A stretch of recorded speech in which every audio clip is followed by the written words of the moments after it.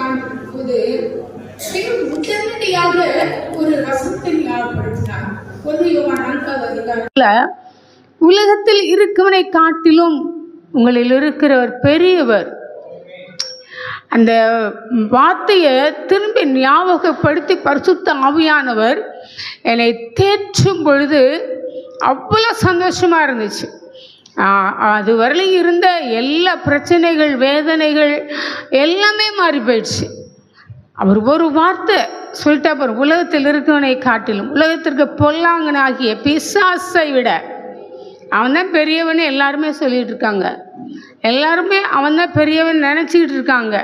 நம்ம எப்படி நினைக்கிறோம்? உலகத்தில் இருக்கவன் பெரியவனா?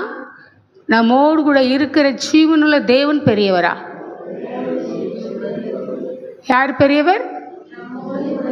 நம்மோடு கூட நமக்குள் வாசம் என்கிற ஜீவனுள்ள தேவன் பெரியவர். அல்லேலூயா, அல்லேலூயா, அல்லேலூயா.